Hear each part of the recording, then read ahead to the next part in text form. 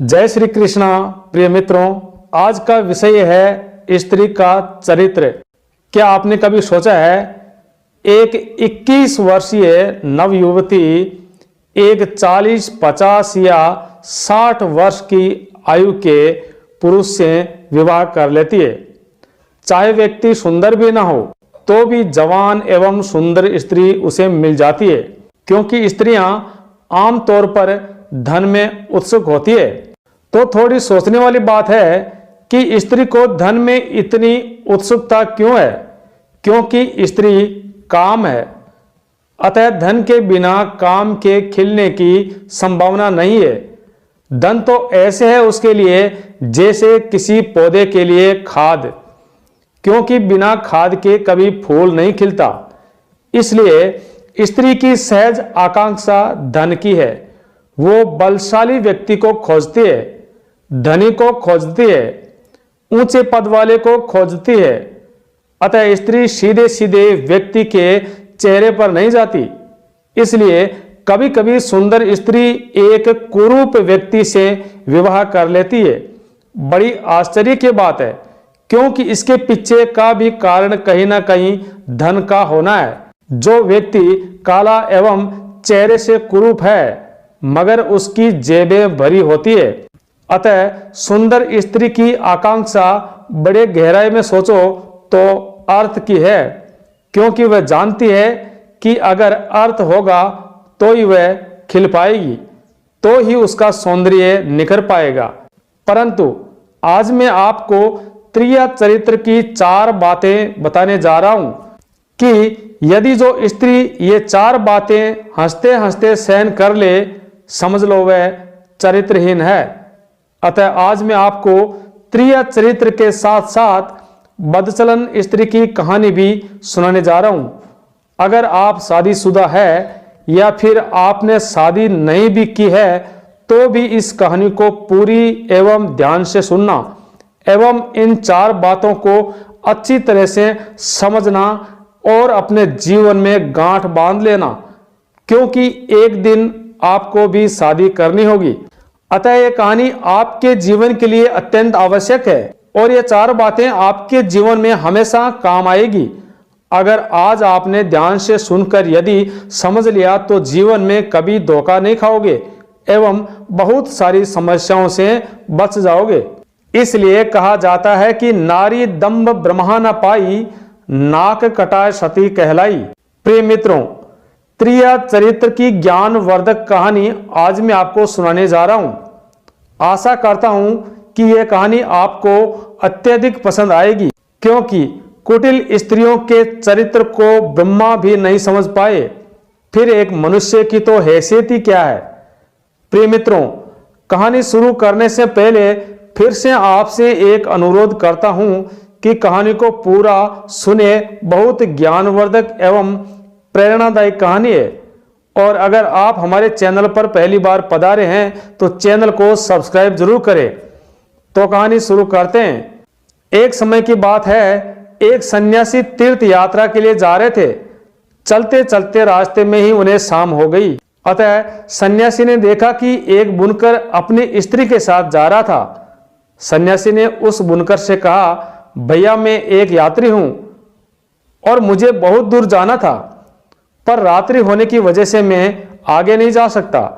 अतः आज की रात आप मुझे अपने घर में पनाह दे दो एवं सवेरे में यहां से चला जाऊंगा। सन्यासी की इस प्रकार निवेदन करने पर बुनकर ने कहा, कोई बात नहीं, शाम के समय आप मेरे द्वार पर आए हो, अतः आप मेरे अतिथि हो और अतिथि की सेवा भगवान की सेवा कहलाती है। बुनकर ने अपनी पत्नी से कहा, हे प्रिय, आज की रात ये सन्यासी हमारा अतिथि है, तुम इन्हें लेकर घर लौट जाओ और इनके भोजन खाने पीने की एवं सोने की व्यवस्था करना। तब तक मैं मदिरा पान करके अभी आता हूं। इतना बोलकर वह बुनकर चला गया एवं बुनकर की पत्नी सन्यासी को लेकर घर लौट आई और मन ही मन अत्यंत प्रसन्न होने लगी, क्योंकि वह स्त्री व्यभिचारिणी थी। अतः उसने सोचा कि मैं जल्दी से सन्यासी के खाने पीने एवं सोने की व्यवस्था करके अपने प्रेमी से मिलने जाऊंगी और किसी ने सच ही कहा है कि जिस दिन आकाश बारिश के बादलों से घिरा हो एवं गहरा अंधेरा हो, अंधेरे के कारण रास्ते में किसी का आवागमन न हो, एवं जिस स्त्री का पति परदेश गया हो, तो व्यभिचारिणी स्त्रियों का मन व्याकुल हो जाता है। प्रिय मित्रों, कहते हैं ना, उल्टा स्त्रियों का अपने पति में तो अनुराग नहीं होता, इसके विपरीत पर पुरुषों में उनकी आसक्ति अत्यधिक होती है एवं पर पुरुषों के लिए श्रृंगार करने एवं सजने संवरने में उन्हें बहुत रुचि होती है और अपने पति का प्रिय वचन भी उनको कड़वा लगता है। अतः ऐसी स्त्रियां जिनका मन पर पुरुषों में लगता है, वो अपने कुल का विनाश भी करवा सकती है और लोक निंदा भी सह सकती है और किसी के प्राण भी चले जाए तो भी वे हंसकर स्वीकार कर लेती है। प्रिय मित्रों, पति के जाते ही उसकी स्त्री ने सन्यासी को भोजन करवाकर और उसका बिस्तर लगाकर और सन्यासी से कहा कि हे सन्यासी जी, हे सन्यासी बाबा, मैं थोड़ी देर के लिए अपनी सहेली के घर जा रही हूं, उससे मिलकर मैं अभी लौट आऊंगी, तब तक आप घर में विश्राम करें। इतना कहकर वो श्रृंगार आदि करने के बाद अपने प्रेमी से मिलने निकल गई एवं जैसे ही वो वहां से निकली, संयोग से उसका पति उसे सामने आता हुआ दिखाई दिया। पति को देखकर वो डर के मारे वापस पलटकर भागी और जल्दी जल्दी अपने श्रृंगार को बिगाड़कर पहले की तरह बनकर घर में आकर बैठ गई। उसका पति नशे में धुत था, फिर भी उसने समझ लिया कि उसकी स्त्री उसे देखकर लौटकर क्यों भागी, क्योंकि थोड़ी देर पहले तो वह उसे साधारण वेशभूषा में छोड़कर गया था, पर इतनी जल्दी सारे गहने आभूषण पहनकर कहां जा रही थी। अतः वो उसकी कुटिल चाल को समझ गया था, क्योंकि उसकी शिकायत वो लोगों के मुख से पहले भी सुनता आ रहा था। और बुनकर ने घर में घुसते ही क्रोध भरी नजरों से देखते हुए उससे पूछा, हे कुल्टा, तुम इस समय कहां गई थी? पत्नी कहने लगी, कैसी बात करते हो जी, मैं भला कहां जाऊंगी? लगता है शराब के नशे में तुम्हारी आंखों को धोखा हुआ है। अतः पति बोला, कुल कलकनी, तुम्हारे बारे में तो मैं बहुत पहले से ही सुनते आ रहा हूं और आज मैंने तुम्हें अपनी आंखों से जाते हुए भी देख लिया। अतः मुझे पूर्ण विश्वास हो गया है कि तुम मेरी आंखों में धूल झोंककर किसी और से मिलने जाती है। आज मैं तेरा अच्छा इलाज करूंगा। प्रिय मित्रों, इतना कहकर उस बुनकर ने अपनी स्त्री को डंडों से खूब मारा पीटा और उसे एक घर के खंभे से बांधकर खड़ी कर दी एवं शराब के नशे में धुत होने के कारण वो भी जाकर सो गया। इधर एक नायन उसकी पत्नी की सहेली थी। जब उसने उसके पति को शराब के नशे में सोते हुए देखा तो मौका पाकर वो अपनी सहेली से मिलने आई और बोली, हे सखी, तुम्हारा मित्र तुम्हारी प्रतीक्षा कर रहा है, तुम जल्दी उसके पास जाओ, वो बहुत गुस्से में है। अतः दुष्टा स्त्री कहने लगी, हे सखी, बात तो तुम्हारी ठीक है, परंतु मैं इस समय कठिन बंधन में जकड़ी हुई हूं, मैं वहां कैसे जा सकती हूं?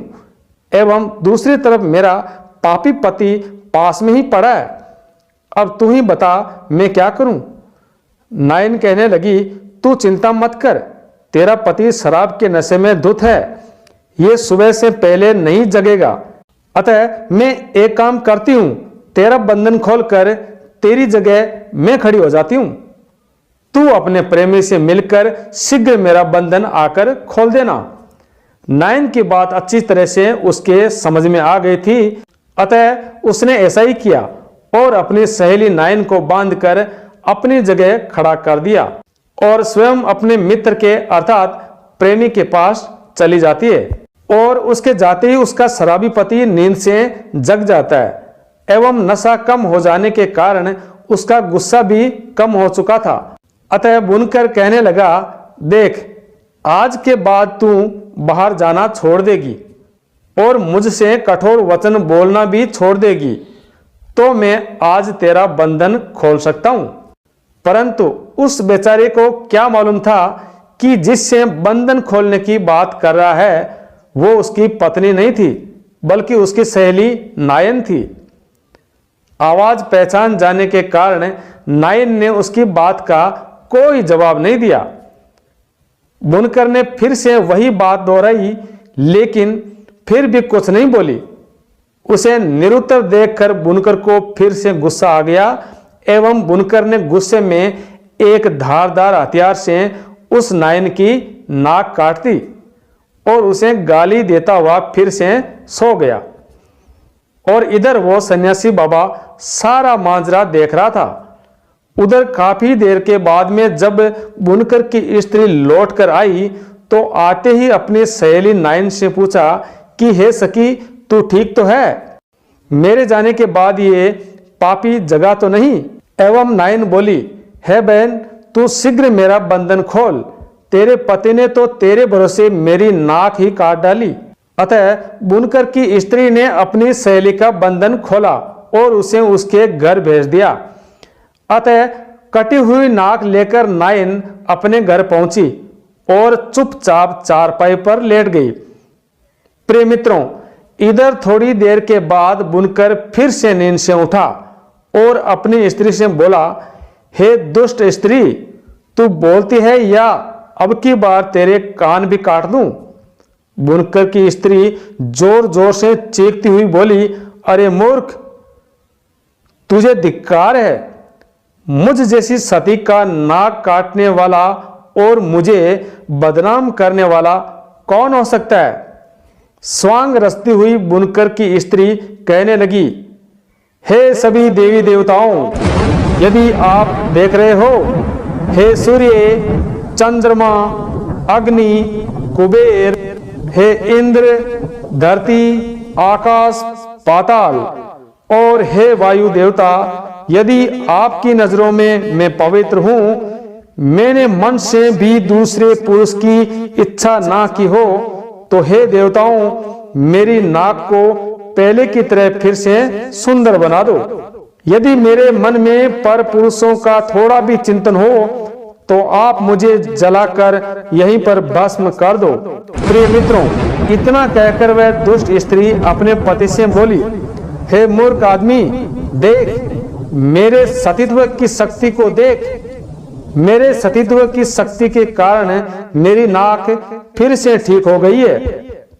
प्रिय मित्रों, पत्नी की बात सुनकर बुनकर हाथ में मसाल लेकर अपनी पत्नी की नाक को देखने लगा एवं उसने देखा कि उसकी पत्नी की नाक पहले की तरह सुंदर ज्यों की त्यों थी और जमीन पर देखा तो बहुत सारा रक्त फैला पड़ा था। और बुनकर भयभीत हो उठा एवं डर के मारे उसने अपनी पत्नी का बंधन खोल दिया और उसे चारपाई पर बिठाकर नाना प्रकार से उससे क्षमा याचना करने लगा और चमत्कार समझकर वो अपनी स्त्री को देवी की भांति समझने लगा। परंतु इस रहस्य को सन्यासी भली भांति समझ रहा था, जो उस रात बुनकर के घर में रुका हुआ था। वह सन्यासी पूरी रात जग कर उनका तमाशा देखता रहा एवं सोचने लगा, धन्य है भगवान, त्रिया चरित्र की लीला।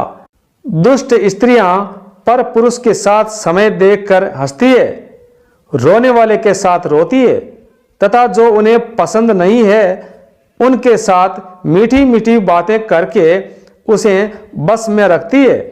ऐसी स्त्रियों के मुख में अमृत एवं मन में हलाहल विष भरा होता है। कहते हैं, कामी पुरुष अल्प सुख के लिए ठग जाता है। भंवरों की तरह रसपान करते हैं मगर बाद में अपनी छाती एवं सर पकड़कर रोते हैं। ये सब सोचते विचार करते सन्यासी की रात बड़ी मुश्किल से कट पाई। उधर नकटी नायन ने सोचा कि रात तो कट गई है और नाक भी कट गई, अब सवेरे मैं अपने पति को क्या जवाब दूंगी? अब मैं क्या यत्न करूं कि इस भेद को उजागर ना होने दूं? वो ये सोच रही थी कि इतने में उसका पति, जो किसी कार्य हेतु राजा के महल में गया था, सुबह सुबह वह लौटकर आ गया और वह राजा की हजामत बनाने के लिए नाइन से अपने हजामत बनाने वाले औजारों की पेटी मांगने लगा। परंतु नाइन ने क्या किया, वह तो अपने गुनाहों को छुपाने के लिए पहले से तैयार बैठी थी। उसने पेटी में से उस्तरा निकाल कर एक उस्तरा नाई की ओर फेंक दिया। अतः नाई ने देखा कि पूरी पेटी की जगह उसने एक सिर्फ उस्तरा दिया है, और वह भी फेंक कर। तो नाई ने गुस्से में वो उस्तरा नाइन की तरफ फेंका और बोला, इसे पेटी में रखकर पूरी पेटी ही मुझे दे दो। नाइन ने जैसे ही उस्तरा नाइन की ओर फेंका, नाइन को मौका मिल गया और वह अपनी नाक पकड़कर घर से बाहर भागी और जोर जोर से चीखने चिल्लाने लगी, कहने लगी, देखो देखो मेरे पति ने मेरी नाक काट डाली, मुझे बचाओ। इस दुष्ट ने मुझ जैसी सतवंती नारी की नाक काटकर मुझे कलंकित कर दिया। प्रिय मित्रों, अब क्या होना था। स्त्री के रोने चिल्लाने की आवाज सुनकर राजा के सिपाही दौड़े दौड़े आए और बेचारे नाई को पीटते हुए घसीटते हुए राजा के दरबार में ले गए और बताया कि महाराज, इस नाई ने बिना कोई कसूर अपनी स्त्री की नाक काट दी, अतः इसे कठोर दंड दिया जाए। राजा ने नाई से पूछा, हे नाई, तुम्हारी स्त्री ने क्या अपराध किया था जिसके कारण तुमने उसकी नाक काट दी? क्या वो परपुरुष को चाहती थी अथवा क्या इसने कोई चोरी की है? साफ साफ बताओ, बात क्या है? अतः राजा के पूछने पर नाई डर के मारे कुछ नहीं बोला। नाई को चुपचाप देखकर राजा ने समझ लिया कि नाई ने बिना अपराध अपनी पत्नी की नाक काटी है, क्योंकि कहा जाता है कि पाप करने वाला मनुष्य अपने कर्म से डर जाता है, उसके चेहरे का रंग एवं आवाज बदल जाती है एवं वो नजर मिलाकर बात नहीं कर सकता। याद रखना मित्रों, जिसके मुख का रंग फीका पड़ गया हो, मस्तक पर पसीना आता हो, जिसके चलने पर पैर लड़खड़ाते हो, जो घबराई हुई अथवा भर्राई हुई आवाज में बोलता हो, जो नजर झुकाकर बात करता हो, अतः ये सारे चाहे मनुष्य हो या स्त्री उसके दोषी होने के लक्षण होते हैं। अतः राजा ने नाई को सूली पर चढ़ाने का आदेश दे दिया। राजा के सिपाही बेचारे नाई को सूली पर चढ़ाने के लिए ले जाने लगे। उधर उस सन्यासी ने देखा, आज एक बेकसूर नाई स्त्री के झूठे आरोप की वजह से मारा जा रहा है। तो सन्यासी अपने आप को रोक नहीं पाया और सन्यासी एकदम से भागता हुआ राजा के दरबार में पहुंचा और बोला, हे महाराज, अन्याय हो रहा है, ये गरीब नाई बिल्कुल निर्दोष है, इसकी स्त्री ने त्रिया जाल रचाकर इसे फंसाया है। और सन्यासी ने बुनकर के घर की सारी घटना राजा को कह सुनाई। अतः राजा ने सन्यासी की बात सुनकर तुरंत बुनकर को बुलाया और नाक काटने वाली बात पूछी। तो बुनकर ने बताया कि रात में शायद अपनी स्त्री के भरोसे इसकी नाक काट दी है। राजा ने नाई को छोड़ दिया, क्योंकि कहते हैं ब्राह्मण, बालक, तपस्वी और रोगी एवं स्त्री ये 5 वध के योग्य नहीं होते हैं। इसलिए राजा ने उन दोनों कुलटाओं के नाक कान काटकर उन्हें छोड़ दिया और सन्यासी भी अपने मठ को वापस लौट गया। और सन्यासी ने सोचा कि किसी निर्दोष की जान बचाना भी किसी तीर्थ से कम नहीं है, अर्थात जैसी करनी वैसी भरनी। प्रिय मित्रों, ये कहानी आपको कैसी लगी, आप हमें कृपया कमेंट के माध्यम से जरूर बताएं। फिर मिलते हैं किसी नई ज्ञानवर्धक कहानी के साथ। आपका बहुत बहुत धन्यवाद। जय श्री कृष्णा। राधे राधे।